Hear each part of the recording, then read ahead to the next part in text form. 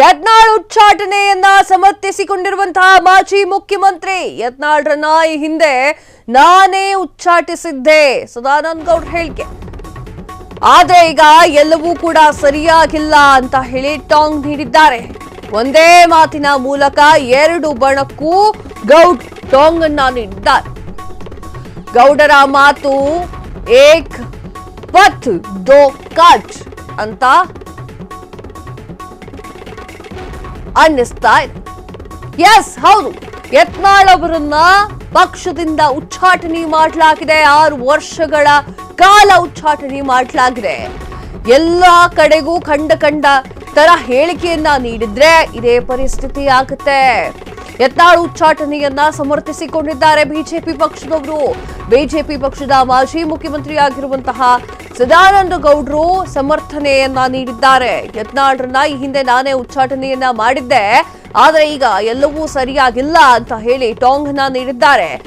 ಒಂದೇ ಮಾತಿನಲ್ಲಿ ಎರಡೂ ಬಣಕ್ಕೂ ಕೂಡ ಗೌಡ್ರು ಟಾಂಗ್ ಅನ್ನ ನೀಡಿದ್ದಾರೆ. ನೋಟಿಸ್ ಈಗ ಎಲ್ಲಾ ಕಡೆಗೂ ಬರ್ತಾ ಇದೆ. 5 ಜನಕ್ಕೆ ಶೋಕಾಸ್ ನೋಟಿಸ್ ಅನ್ನ ಕೊಡಲಾಗಿದೆ. ಅವರು ಕೂಡ ತಿದ್ದುಕೊಳ್ಳಬೇಕು. ಯತ್ನಾಳ್ ಅವರಿಗೆ ಆಗಿರುವ ಪರಿಸ್ಥಿತಿ ಅವ್ರಿಗೂ ಆಗಬಾರದು ಅಂತಂದ್ರೆ ಈಗಲೇ ಸರಿಪಡಿಸಿಕೊಳ್ಬೇಕು ಎನ್ನುವಂತಹ ಮಾತನ್ನು ಕೂಡ ಹೇಳಿದ್ದಾರೆ.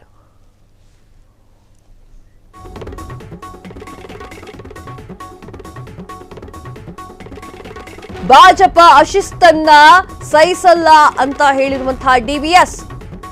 ಭಾಜಪ ಅಂದ್ರೆ ಶಿಸ್ತು ಅಂದ್ರೆ ಭಾಜಪ. ಶಿಸ್ತು ಮೀರಿದರೆ ಕ್ರಮ ಗ್ಯಾರಂಟಿ ಅಂತ ಹೇಳಿರುವಂತಹ ಸದಾನಂದ ಗೌಡ್. ದೊಡ್ಡ ಸಮುದಾಯದ ನಾಯಕರಾದರೂ ಶಿಸ್ತಿನಿಂದ ಇರಬೇಕು. ಬಸನಗೌಡ ಯತ್ನಾಳ್ ಶಿಸ್ತು ಮೀರಿ ಮಾತನಾಡಿದ್ರು. ಇವರಿಗೆ ನೋಟಿಸ್ ನೀಡಿದಾಗಲೇ ಒಬ್ಬರ ತಲೆದಂಡ ಸ್ಪಷ್ಟವಾಗಿತ್ತು.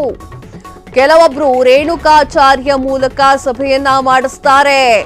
ಪರೋಕ್ಷವಾಗಿ ರಾಜಾಹುಲಿ ಗ್ಯಾಂಗ್ಗೆ ಟಾಂಗ್ ಕೊಟ್ಟಿರುವಂತಹ ಗೌಡ್. ಎಸ್, ಯಾವ ತರ ಮಾತಾಡಿದ್ದಾರೆ ಅಂತಂದ್ರೆ ಸದಾನಂದ ಗೌಡ್ರು ಬಹಳ ಚೆನ್ನಾಗಿ ಮಾತಾಡಿದ್ದಾರೆ. ಏನು ಅಂತಂದ್ರೆ ಒಂದೇ ಕಲ್ಲಲ್ಲಿ 2 ಹಕ್ಕಿ ಹೊಡೆದಿದ್ದಾರೆ. ಏಕ್ ಮಾರ್ ದೋ ತುಕಡ ಅಂತಾರಲ್ವಾ, ಹಾಗೆ ಭಾಜಪ ಅಂದ್ರೆ ಶಿಸ್ತು ಅಂದ್ರೆ ಭಾಜಪ. ಶಿಸ್ತು ಯಾವಾಗ ಮರ್ತೋಯ್ತೋ ಆಗ ಉಚ್ಚಾಟನೆಯಾಗಿದೆ. ಅವರು ಶಿಸ್ತಿನಿಂದ ಇರಬೇಕಾಗಿತ್ತು. ಹೈಕಮಾಂಡ್ ವಾರ್ನ್ ಮಾಡಿದ್ರು ಕೂಡ ಅವರು ಶಿಸ್ತಿನಿಂದ ಇರಲಿಲ್ಲ. ಆ ಒಂದು ಕಾರಣಕ್ಕೆ ಈಗ ಉಚ್ಚಾಟನೆ ಮಾಡಲಾಗಿದೆ. ದೊಡ್ಡ ಸಮುದಾಯದ ನಾಯಕರುಗಳು ಯಾರೇ ಇದ್ರೂ ಕೂಡ ಶಿಸ್ತಿನಿಂದ ಇರಬೇಕು. ಇದು ಸೀದಾ ಯಡಿಯೂರಪ್ಪ ಅವರ ಕುಟುಂಬಕ್ಕೆ ಟಾಂಗ್ ಕೊಟ್ರ ಎನ್ನುವಂತಹ ಪ್ರಶ್ನೆ ಸಾರ್ವಜನಿಕ ವಲಯದಲ್ಲಿ ಸೃಷ್ಟಿಯಾಗಿದೆ. ಬಸನಗೌಡ ಯತ್ನಾಳ್ ಶಿಸ್ತು ಮೀರಿ ಮಾತನಾಡಿದ್ರು. ಇವರಿಗೆ ನೋಟಿಸ್ ನೀಡಿದಾಗ್ಲೇ ಒಬ್ಬರ ತಲೆದಂಡ ಎನ್ನುವುದು ಸ್ಪಷ್ಟವಾಗಿತ್ತು. ಆ ತಲೆದಂಡ ಯಾರ ಮೇಲೆ ಬಂದಿದೆ ಅಂತಂದ್ರೆ ಈಗ ಯತ್ನಾಳ್ ಅವ್ರ ಮೇಲೆ ಬಂದಿದೆ. ಇವರಿಗೆ ಇನ್ನೂ ಕೂಡ ನೋಟಿಸ್ ನೀಡಲಾಗಿದೆ. ಈಗ ಇವರು ಕೂಡ ಭಯದಲ್ಲಿ ಇದ್ದಾರೆ. ಕೆಲವೊಬ್ರು ರೇಣುಕಾಚಾರ್ಯ ಮೂಲಕ ಸಭೆಯನ್ನ ಮಾಡಿಸ್ತಾರೆ. ಪರೋಕ್ಷವಾಗಿ ರಾಜಾಹುಲಿಗೆ ಟಾಂಗ್ ಅನ್ನ ನೀಡಿದ್ದಾರೆ ಸದಾನಂದ ಗೌಡ್ರು ಒಂದೇ ಕಲ್ಲಿನಲ್ಲಿ 2 ಹಕ್ಕಿಯನ್ನ ಹೊಡಿತಾ ಇದ್ದಾರೆ. ಶಿಸ್ತನ್ನ ಯಾರು ಮರಿತಾರೋ, ಶಿಸ್ತಿನಿಂದ ಯಾರಿರೋದಿಲ್ವೋ ಅವರಿಗೆ ಯತ್ನಾಳ್ ಅವರಿಗೆ ಆಗಿದ್ದಂತಹ ಪರಿಸ್ಥಿತಿಯೇ ಆಗುತ್ತೆ. ಈಗ ಇವರಿಗೆ ನೋಟಿಸ್ ಅನ್ನ ಕೊಟ್ಟಿದ್ದಾರಲ್ಲ, ST ಸೋಮಶೇಖರ್ ಅವರನ್ನ ಹಿಡಿದು ಒಂದಷ್ಟು ಜನಕ್ಕೆ ನೋಟಿಸ್ ಅನ್ನ ನೀಡಿದ್ದಾರಲ್ಲ, ಅದೆಲ್ಲ ನೋಟಿಸ್ ಅನ್ನ ತೆಗೆದುಕೊಂಡವರು ಕೂಡ ಇನ್ನು ಮುಂದೆ ಸರಿಪಡಿಸಿಕೊಳ್ಳಬೇಕು. ಅವರ ಮಾತುಗಳನ್ನ ಸ್ವಲ್ಪ ಸುಧಾರಣೆಯಲ್ಲಿ ಇಟ್ಟುಕೊಳ್ಳಬೇಕು.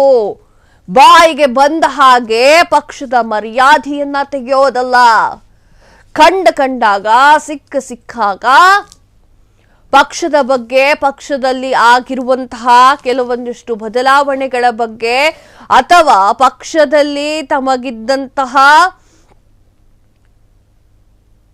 ವಿಚಾರದ ಬಗ್ಗೆ ಕಂಡಲ್ಲಿ ಹೇಳ್ಕೊಳ್ಳೋದಲ್ಲ ಎನ್ನುವಂತಹ ವಿಚಾರವನ್ನ ಸ್ಪಷ್ಟವಾಗಿ ತಿಳಿಸಿದ್ದಾರೆ. ಶಿಸ್ತನ್ನ ಕಾಪಾಡಿಕೊಳ್ಳಬೇಕು. ಪದೇ ಅದು ಅವರೇ ಹೇಳ್ತಾ ಇದ್ದಾರೆ. ಪದೇ ಶಿಸ್ತನ್ನ ಕಾಪಾಡಿಕೊಳ್ಬೇಕು. ಬಿಜೆಪಿ ಪಕ್ಷದಲ್ಲಿ ಏನಾಗ್ತಿದೆ ಅನ್ನೋದು ನಮ್ಮಲ್ಲೇ ಇರಬೇಕು ಹೊರತು ಹೊರಗಿನವರಿಗೆ ಆಡ್ಕೊಂಡು ನಗೋರ್ ಮುಂದೆ ಎಳುಕೊಂಡು ಬೀಳಬಾರದು ಎನ್ನುವಂತಹ ಮಾತಿನಲ್ಲಿ ಸದಾನಂದ ಗೌಡರು ಟಾಂಗ್ ಅನ್ನ ನೀಡಿದ್ದಾರೆ.